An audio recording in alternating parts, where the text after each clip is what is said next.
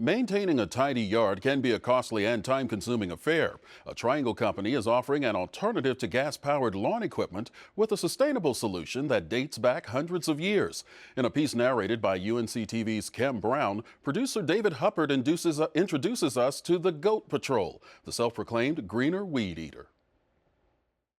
It's a little bit of rodeo.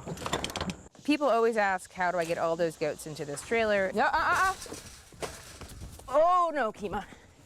Turn yourself right back around. It's actually a 2-horse trailer, which is more than enough room for 20 goats.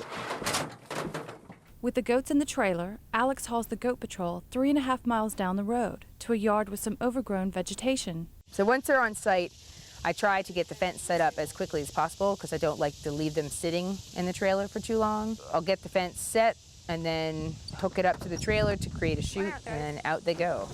Whoops! Like children at an Easter egg hunt, the goats can't wait to seek out the hidden treasures. Come on. Usually pretty exciting for the goats for the first hour or so. That's when they run around and they take the little samples of everything and check everything out, and they want to be the first to get to the best stuff.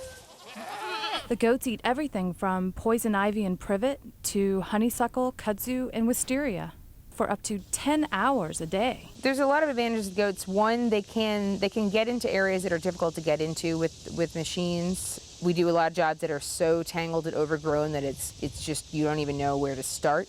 They also have advantages over sprays for, the obvious environmental reasons of not wanting to, spray toxins around your yard. But also in situations like this, where we're right next to a lake or next to a stream or any other body of water, there's a lot of places where you can't by law use chemicals to control the vegetation because of the water sources. In terms of quality of life, they're obviously much quieter. Alex says another advantage to the Goat Patrol is less cleanup. The goats can take the clippings with them. Most of it's going home inside of the goats or being redeposited into your soil as fertilizer. Brian and his wife Emily like the goats in their yard. No chemicals, just crunching.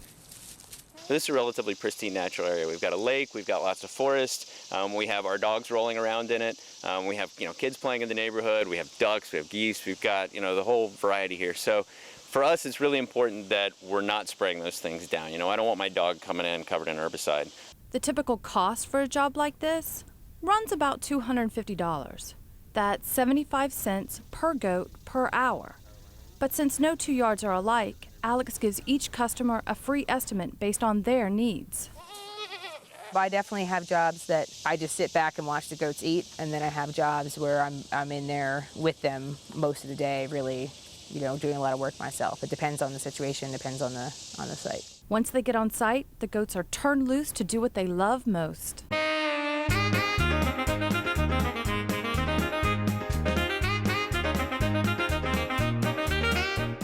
And just as their human counterparts need a break for lunch, the goats need to take an occasional break from lunch. Around 1:30 or 2, you'll see a lot of goats kind of taking a break and napping. There are days when they seem like they're just spending most of the time lying around not doing much of anything, but there are other days where it's 1 o'clock and you look around and think, wow, I better open up the next area for them because they've finished this. Alex hopes to use her MBA degree to expand the size and scope of her operation. These goats were sort of my proof of concept, show yes, this can work on the small scale, but I'd like to move more into doing big projects with large herds of 100, 200 goats. The larger herds would enable her to tackle commercial projects such as dam maintenance and clearing utility easements. What began as a business relationship between Alex and the goats has evolved into much more. I have to say that when I first planned this idea, the idea was that I'd have goats and raise them for a season, and then rather than keep them over the winter, they would be, sold off for other purposes, and then in the spring you raise new goats, and because a lot of goats are raised for the meat industry. But then getting to know the goats, it became, can you really just sell off your coworkers? That idea left pretty early on. For now, Alex plans to keep working the herd until they retire at the ripe old age of 10 or 11. Go, go, go. Go, go, go. Go, go, go. To minimize the use of fossil fuels and to ensure the goats' comfort during transport, the Goat Patrol limits their services to within 20 miles of their Durham stable. For more information, visit them online at thegoatpatrol.com or on Twitter. We have links on our website, unctv.org/ncnow.